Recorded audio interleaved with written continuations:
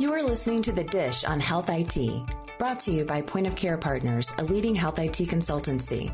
Each episode will feature a rotating panel of senior consultants and guests who will talk about trends and innovations in health IT, while also highlighting how organizations can leverage these advances to solve their business problems. This episode's guest is Troy Trygstad, Executive Director of Community Pharmacy Enhanced Services Networks, or CPESN. Mr. Trygstad holds degrees in health economics and pharmacy policy and is focused on value-based care, clinical integration, and innovation for much of his career. He speaks with hosts Ken Kleinberg and Pooja Babbrah about how pharmacy is evolving to support the value-based care model, including how pharmacies need to be paid differently and establishing what a pharmacy value-based contract might even look like. We hope listening to this episode was helpful and that you'll share your topic ideas with us by emailing us at podcast@pocp.com.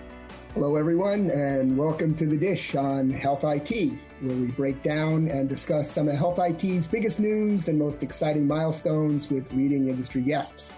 We at Point of Care Partners are Health IT consultants who work with stakeholders across the healthcare ecosystem and we're viewed as an independent, trusted party. I'm Ken Kleinberg, Practice Lead for Innovative Technologies, and your host. My colleague and co-host, Pooja Babbrah, and I are excited to welcome our special guest, Troy Trygstad, Executive Director of CPESN, that is Community Pharmacy Enhanced Services Networks. The key topic we'll be discussing today, the role of pharmacies and how they're evolving as a key part of the healthcare value chain. But before we jump into the discussion, I'd like to have my colleague and co-host introduce herself, tell us what excites her about today's podcast, and congrats, Pooja, for being recently named as Vice Chair of the NCPDP Board. Great. Thanks, Ken. So Pooja Babbrah, I'm the PBM and Pharmacy Practice Lead for Point of Care Partners. And yeah, I'm pretty excited to take on the Vice Chair role at NCPDP. You know, there's so much happening right now in pharmacy and around pharmacy standards, interoperability, and just being able to support the shift from fee-for-service to value-based care. And that's really what I'm excited to have Troy here to talk about that today. You know, he's been kind of in the middle of all this with the community pharmacy work and the e-care plan. So really excited to have Troy as our guest. Ken, you know, I'm always trying to push pharmacy on this podcast. So I'm excited to have an episode dedicated to pharmacy and the support of value-based care. Okay, great. So let's greet our guest, Troy Trygstad, Executive Director of CPESN USA.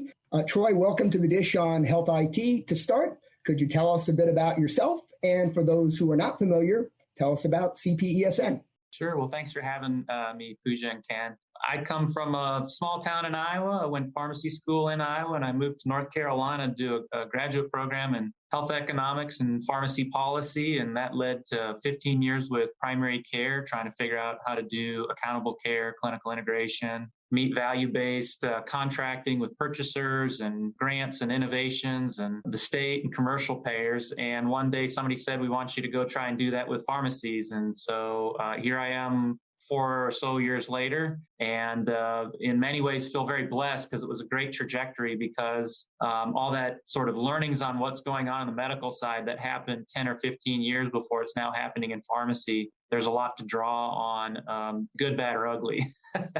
And so what ended up happening was creating basically the same version from a regulatory infrastructure, data, operations posture in pharmacy as you would see over on a medical clinically integrated network. Okay, so let's get into the issues at the high level to start. How do you see the role of pharmacies evolving to meet the needs of value-based care? I don't think it's anything new. I think leaders within pharmacy have been saying it for 30 years. Hey, you know, in fact, I'll use a medical side example. The first mention of patient-centered medical home was from the American Academy of Pediatrics in 1967. But the first, medical side ACO value-based contract or PCMH activities really didn't ramp up until, after the turn of the century. So just like 3 decades of pharmacy leadership saying, hey, you need to change, you need to get to outcomes, you need to be holistic, you need to collect data differently, contract differently. The same thing happened on the medical side with primary care. Their leadership's been yelling at them, but it really took market dynamics, payment reform, alternative payment models coming from a purchaser marketplace of consumers, taxpayers, and employers saying we've had enough, that actually stimulated it to action. And now, people are still relying on fee-for-service largely, but you can't be fee-for-service exclusively anymore. The tide has started to turn where you have to participate in value-based contracting to be viable on primary care. Well, that was prompted by a market change. And my belief is that market change is happening in pharmacy now. So telling somebody they need to change when they're healthy and making money and they're sustainable is much harder than when they have their first heart attack or they get some bad news on their A1C. And now there's a lot of patient pharmacies out there that know the end is near unless I actually change. So I'll often say that we have more pharmacies ready to quit smoking than have ever been ready to quit smoking. And we need to figure out a way to help them quit smoking and get reimbursed for it, right? All right. Thanks, Troy. Pooja, as a pharmacy expert, what are your thoughts about Troy's points, and how do you see pharmacy and the medical segments learning from each other?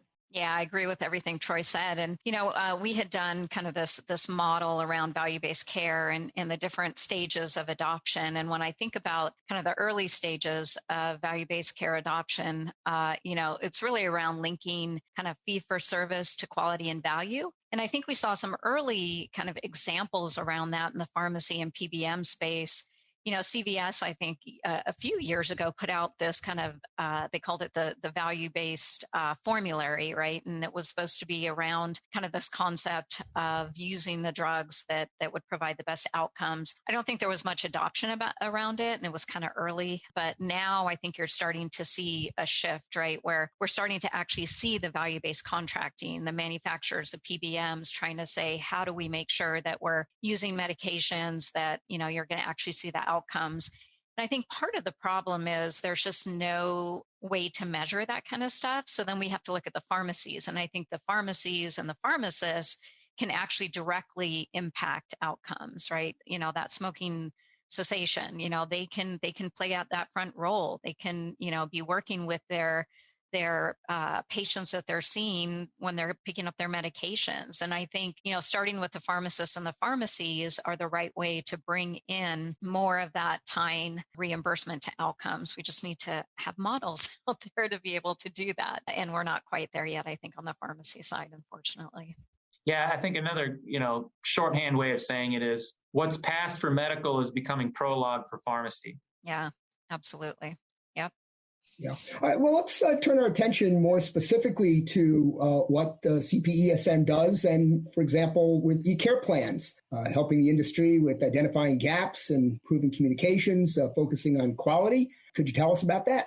Yeah, I think that I would go back to a seminal moment in my life, my career, very memorable. It's one of those, where were you when this happened? For me personally, I remember the desk I was at, where I was at, the time of day. It was we were in our first year of this CMMI Innovations Award that was provided to integrate interprofessionally and with care processes with primary care, and then pay the pharmacies differently. What does a value-based contract look like even? And how would it get implemented in the medical neighborhood was the basic question that CMMI was asking. And so we thought, hey, this is awesome. We've got this sophisticated 2,500 practice PCMH entity called Community Care of North Carolina. They've got an elaborate informatics center with care management systems that have all this access to data, notes from the home, hospitalizations, twice daily event notification, ADTs from hospitals. I'm a pharmacist. I've got all this stuff in there. And we got through a year of the project, and one of the what we call luminaries leaders said, Troy, if you don't figure out how to get us out of that system, we're going to quit the project. And I said, well, now hold on, right? What's going on? He said, it's completely and absolutely impossible for our workflow. And I know well enough to know that when providers say X and you want to make sure providers can change, you listen. And so we literally did a 180-degree turn that moment in the program and said, okay, we're moving away from a system that they're logging into to a system that of standards to work with the systems that they live in the pharmacy of their choice. And so that led to a call to CMS and ONC and a high impact pilot where we said, we're going to be looking for a standard to figure out how you share clinical information in and out of a native community pharmacy's system of record. That led to a whole project of 18 vendors that serve at least 20,000 pharmacies out there, up to and including chains if they want to.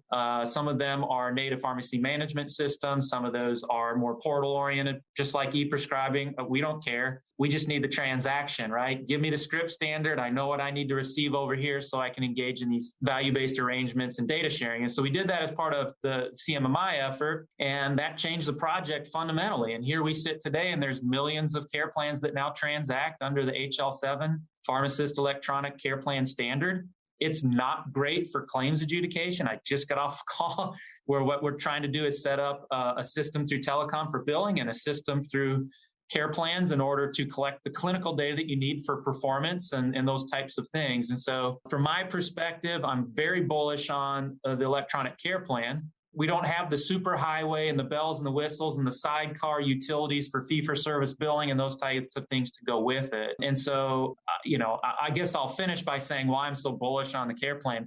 I think people that are skeptical of it will say, well, it's a CPESN thing. No, it's an HL7 thing, and it's balloted all the way to the same place as CCD, which is written into meaningful use and bonuses. So the standard works just fine, and it's got a heck of a payload. Well, yeah, but we just want A1C and FHIR is more simple. Great, it's FHIR compliant, Well, what we really need is drug therapy problems closed, labs, and vitals, and we don't need all this other stuff. Well, you just described the care plan, right? So, if you want to use something else, I'm cool with it. I could care less, right? But if I can get all the information in one transaction, then I need to do pretty much whatever I need to do from care coordination or submitting data to a plan or whatever else. I'm going to use that till something else comes along. Yeah. Pooja, what are your thoughts about these care plans, these e-care plans? Is there a lack of awareness and a lack of use of them? Yeah, it's interesting because I agree with Troy. I think it does have everything that people would want and need. And of course, we've have this all the time, this discussion all the time with, HL7 FHIR. Now that's kind of the shiny new thing, right? So everyone's focused there and they're not kind of looking at what's in place today. And I think there was somewhat of a lack of awareness, although, just as I was preparing for this discussion, there's a lot of pharmacy systems, obviously, that have this wrapped in, and even the integration with the EHRs now. And, Dr. First, Epic, Cerner, Athena, Allscripts, they all have this capability. So I think, we need as an industry, I think we need to start talking about it more, and I think part of that's going to be driven by, just people understanding what's available in there, and also systems, right? Implementing, bringing the pharmacist in, because I think a lot of times, it's that partnership between the provider and the pharmacist and the community pharmacies that need to happen. But I think also the payer side, right? I mean, we're out talking to payers all the time, and I mentioned that this is available. And I think there's a lack of awareness, especially on the payer and the reimbursement side. And I think, once we start closing that loop and being able to do some of that reimbursement and getting the payment, I think that's going to help a lot. I know for a fact ONC is actually looking at this as well around the adoption and things like that. And so I think when I think about just being able to kind of get this out in the industry, I think having it available, people understanding what's available in the transaction, and just, getting that support is really important. So. Yeah, and I will say, interestingly enough, back when I was doing practice transformation supports in primary care, we used to often say, because we went through, I started in 2002, we went through kind of e-prescribing adoption and the MMA of 2003 kind of stuff that was incentivized there. Then we went through a high-tech ARA and adoption. And we used to always say, much easier to go from paper to EMR than to go from EMR to EMR, right? Yep. Similarly, I do think pharmacy can kind of get out ahead of this kind of clinical data. The reason we can get out ahead of it is because there is some advantage to getting into the game late. I'll give you, for instance, of the 18 vendors that produce care plans right now, or technology solution providers is probably the more appropriate term. Of the 18, 17 are FHIR. They're not CCDA, right? And so that tells you like, hey, they're already got baked in now the ability to send an A1C over to here to Athena if they need to and want to. It's really more of a directory issue and user interface. A lot of times what we said when we set out in this project with high impact ONC and Lantana, it was what we really like about the idea of saying this is the transaction is that the care plan says, here's the relevant information in the plan of care for today. You know, the CCD is tell me what you know EMR. The care plan says, tell me what I need to know, payer, value-based program, care coordinator, PCP, as far as the care coordination. The other big benefit was we knew going in and saying, hey, vendors, TSPs, adopt this, that if you got to the care plan standard, you couldn't half do it, right? Which means if I have vitals and labs and drug therapy problems, what do I have to have? I have to have a user interface where I can enter labs. I have to have a LOINC code lookup. I have to have a pick list. I have to have vitals user interface. I have to have a SNOMED library. So part of what we were also doing in the project was basically saying, if you can hit this standard, you're going to be ready on a whole bunch of other fronts.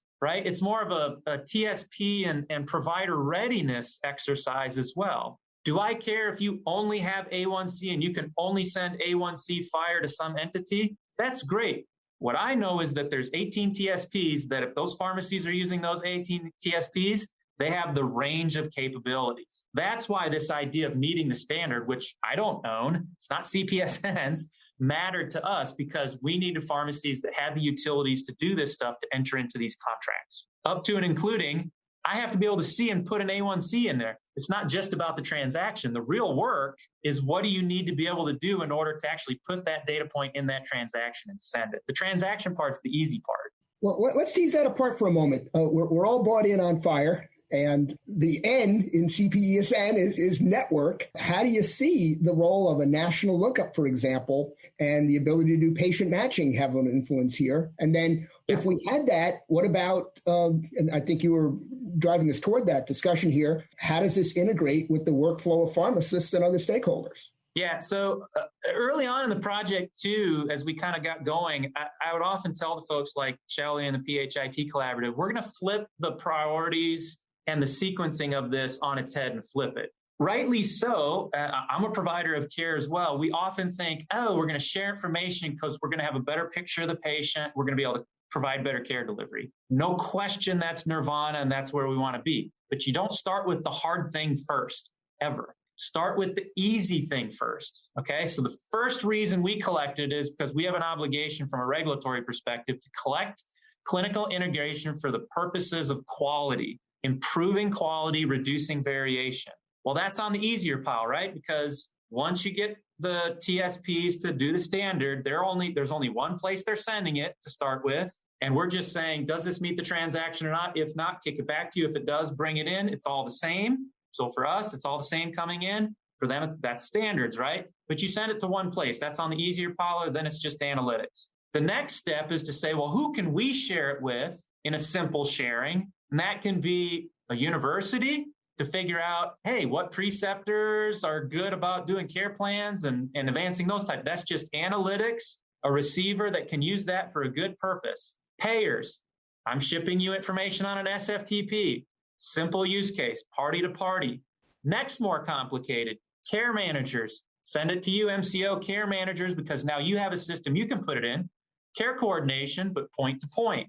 Then we get to the hard stuff. And this is where it takes a community, right? It takes consultants, it takes ASAP, it takes PHIT, it takes NCPDP, it takes whoever, right? It takes ONC. When we're starting to talk about switchboards, we're in a whole nother level, right? Because it's not the transaction now. It's not the provider and the incentives to do the work if you've got that knocked out. It's not the valuableness of the information because care plan's very salient, very timely. It's who am I working with? How do I load that directory in? What am I sending to whom for what purpose? Referral, care coordination, or whatever. That's the hard part. And I think for a lot of people, they started with that. It's like you're starting with the most challenging thing first, right? Start with the simple thing first, right?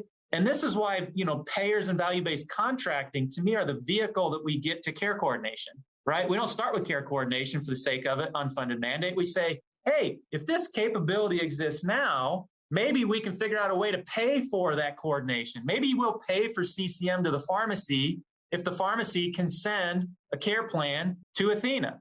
You just said they got fired. That should be on the easy pile for the TSP, so long as there's a routing system to do that or a universal lookup. So that's, I think, flipping it on its head and starting with the easy and getting to the hard was one of the things things I'm really glad we decided to do.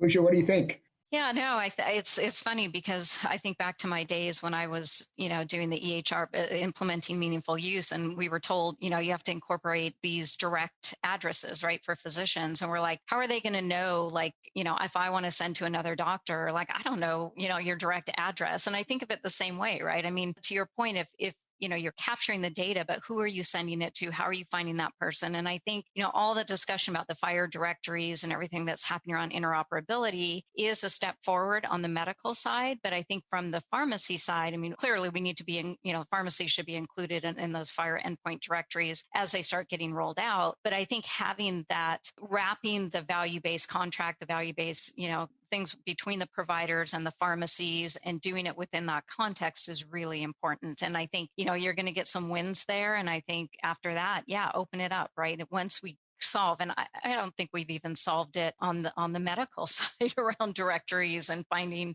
where to send information. So I think, I like, and I never realized this approach that you guys took around this. And I think, it's the right way to be thinking about it. Wrap it into those value-based contracts that are existing. So you have that communication back and forth between those providers and those pharmacies. So Pharmacy never got MIPS. It never got MACRA. Exactly. It didn't get high tech. It didn't get TCPI. It didn't get PTN. It didn't get any of those things. The only way we're going to get to that point is if there's a way to get to a business incentive that leads to a better A1C or a CCM. I can bill that now as long as I ship it to, a primary care provider. I can bill that by myself. It doesn't have to be them or it's a co-bill. There's going to have to be some sort of marketplace innovation financially in order for this to happen. Absent some federal mandate, which I don't see coming in pharmacy because we've been passed over so many times. Why would we think it's going to happen anytime soon? Well, let me ask you, Troy, on this topic of regulation, as I understand it, pharmacies are considered an actor for 21st century cures and information blocking. How do you see the focus in Washington as it relates to pharmacies and your goals? How many more podcasts do you have? That's a dangerous question to ask with only 27 minutes left, Ken. So I'll tell you what I told the ASAP group when I was presenting this morning. A lot of people have two really important points, I think. Right now, we have $100 million or so MTM industry out there. That's peanuts in healthcare, right? That's a lot of money on Pinterest, okay? Not healthcare. The denominator in healthcare is $3.6 trillion, 3.6 million millions, all right? If you're not into the billions, you're not even relevant. We need to focus as an industry of going from 100 million to somewhere between 10 and 50 or more billion, right? So 50 billion is 50,000 million. Now we're talking about real funding, real systems. So we have this focus on, can I be a quarter or a half of a grape from a technology perspective, right? Versus there's a whole watermelon over here that we're not even playing in that arena, right? So we have to get into the watermelon, not just for the IT industry part of it, but for the provider part of it. And the other thing I would say that folks just getting new into this concept from our typical pharmacy world need to understand is that it's not, what we do is we kind of do this vendor way of doing things right now. Even CPESN is a vendor within the payer systems where we go through these weird, I've seen what kind of auditing, privacy, security, contracting looks like on the primary care side because they say, oh, this is a group of providers. Here's our contracting. Here's our people. We always end up on the vendor side or 98% of the time. Because that's what they're used to thinking. It's vendor. And that's not a knock on vendors. It's more just because of how the market sees us in pharmacy. And we got to change that. And the reason for that is when you look at medical, they bill 99214s, right, Pooja? They bill 992 whatevers, or they bill this. Or, if I'm my PT billed, I meet for 45 minutes and there's 15 increments of 3 codes, and then it gets all adjudicated and it's $88 after all the discounts and yada, yada, yada. That stuff's not gone away. That stuff's not going to go away for a while. It doesn't mean they're not doing value-based contracting. So I was on another call this morning, Oregon, you can bill smoking cessation for it. Oh, are you worried that this isn't part of a value-based contract? No, we need as many of those as possible. The value-based contracting part comes out after, right? Where you go to the payer and you say, hey, you billed us for 100 codes. How many were successfully weaned off cigarettes? And if that's 30%, guess what? We'll double your rate. or we'll provide a bonus. That's what value-based contracting is. You got to have a base. You got to have a base thing that you're like, I provide a service, I get something for it. Otherwise, what you're talking about is we're going to have a pharmacy HMO. No, right? That's what HMOs do. You're always going to have some kind of, you did a service, I pay you for it up front in some way because there's not a lot of capital. Then you're going to wrap around how well you do or what the financial vehicle or the risk or the reward is around that payment for the service. And so I think there's some naivete out there about, well, it's just all going to be value-based arrangement. No. You have to still win the provider status or whatever battle. You have to get paid for the service at its core.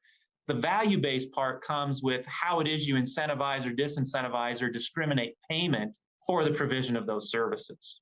So we got to go from a grape to a watermelon and get into medical side stuff, A1C, blood pressure, whatever else, and that we still have to get to the point where we can bill for a service. We're not going to just jump straight to capitation, right? Pooja, there was a lot there in Troy's response. Your thoughts about pharmacy and value-based care and who's going to prosper in this new world? Yeah, well, I'll pick up on that farm or the provider status thread because, I think that's really important. And I know, there was legislation introduced last year and, you would think just with the changes with the impact of COVID, right, and seeing what role pharmacists are playing. I know they're trying to introduce legislation again at the federal level. Some states, right, like pharmacists are recognized as providers, but until we get it, I think at that federal level and allow, pharmacists to be able to charge for their services, that's something that I think is a huge barrier to all of this. And I think that's a really important thread that, again, I don't know if people recognize that, right? I mean, people hear, pharmacists are trying to get provider status, but when you unpack the reason why, that is a really important piece of this. And I think that's something that for our listeners, if any, you take away anything from this, that's, kind of watch that because that's really important for all of this to really start moving down the road of how we want to be able to see this working. And at a fundamental level for pharmacy, community pharmacy, at least, I'm not a fan myself of provider status. I don't think that's the right moniker. I provide a service as a community pharmacy and I don't get paid for it as a service. Historically, it's a service that we're supposed to provide as a dispensing fee. Well, two problems with that. I've seen dispensing fees of 65 cents. That's not a service. That's not even a coffee. And two, we can contort all we like. Paying for a service at a prescription fill level doesn't make any sense at all, full stop. So to me, it's more just about sort of framing it as, look, I've been doing services all this time. Increasingly, I've been getting paid less for it. Here's a better way to pay me in the pharmacy. To me, that's the way you frame it. And otherwise, services will stop. And the whole, the music stops, essentially, right? And so, just pay me a different way is what I'm saying.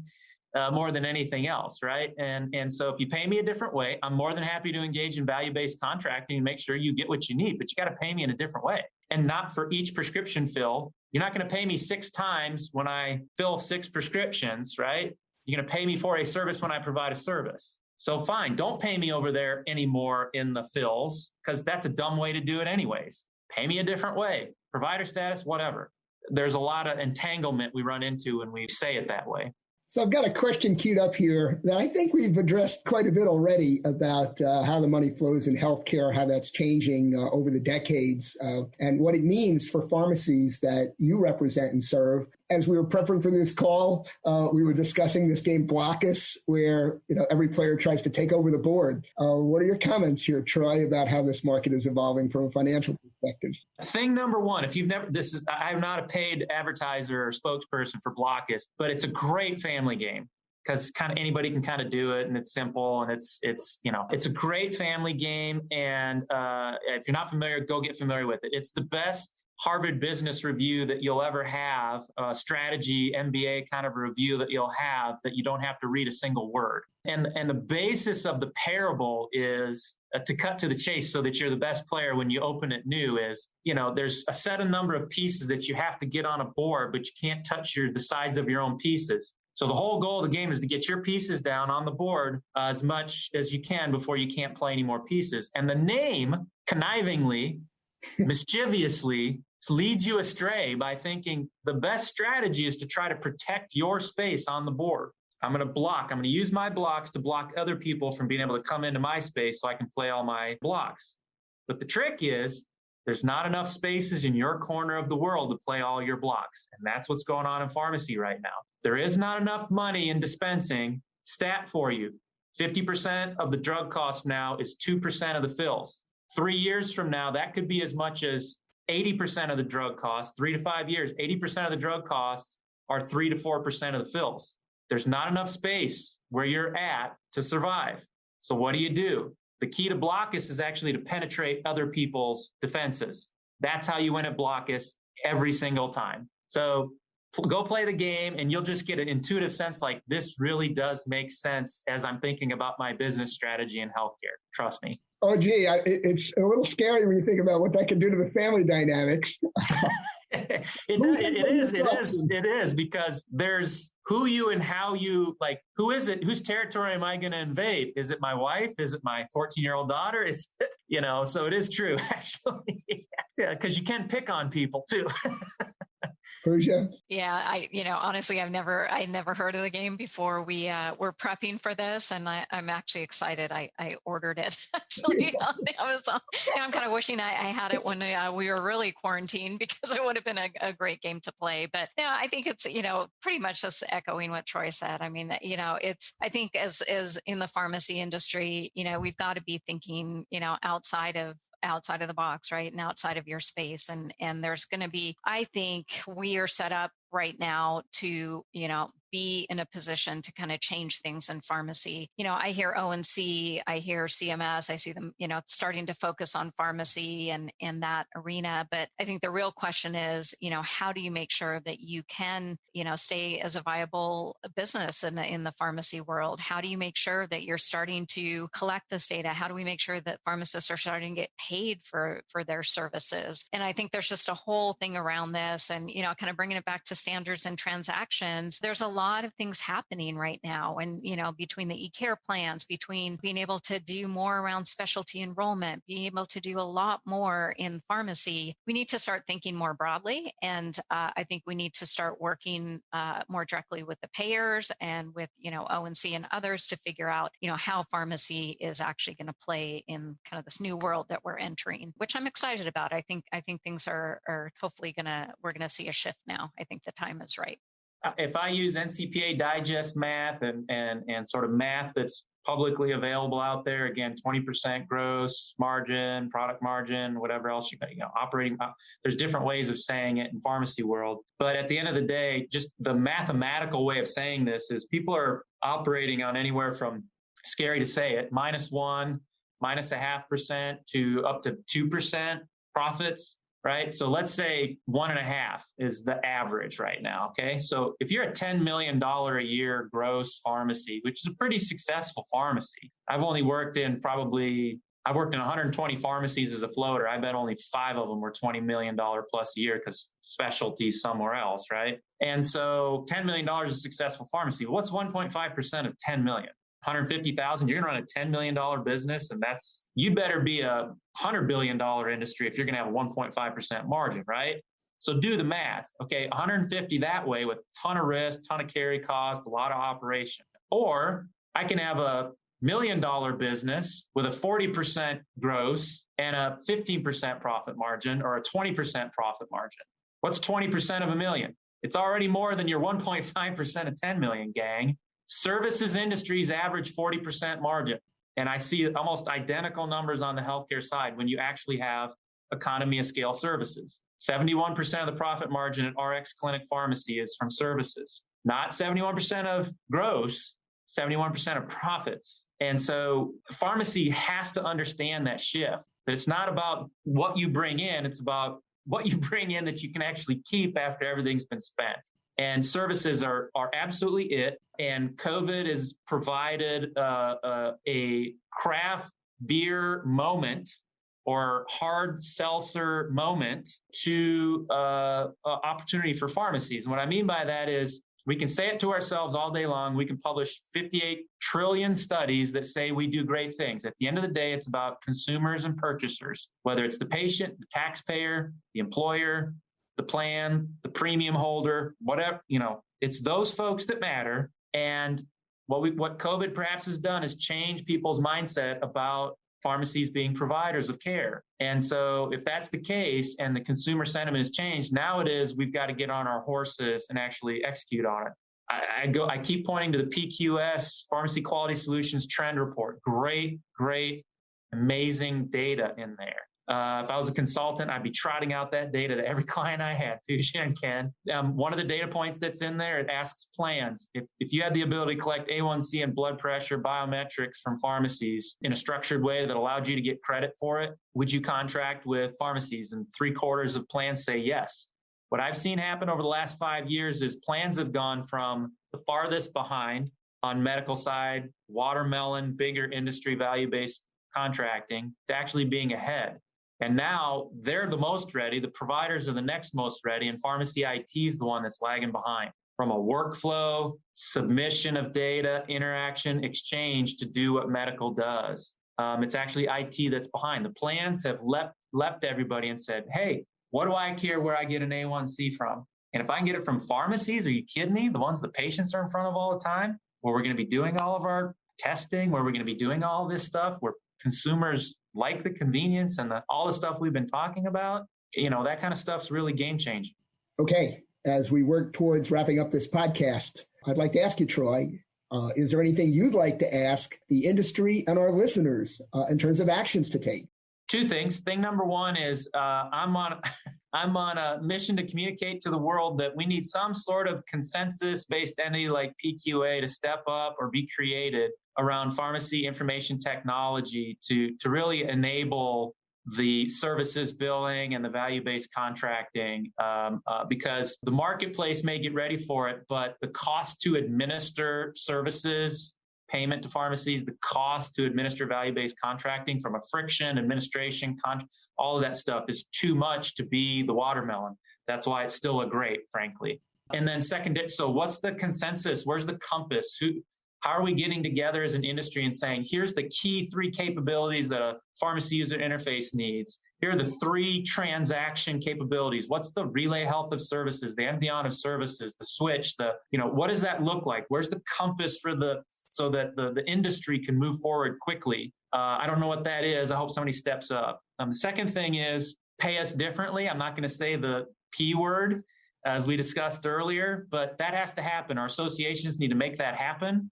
We need to make that happen. We need plans to make it happen. We need advocates. And I don't think it's more research that says we can do it. It's going out to the consumers and saying, you're at harm unless pharmacies get paid for services and pharmacists get paid for services, you are likely to be harmed. That's how every other person gets paid in the system.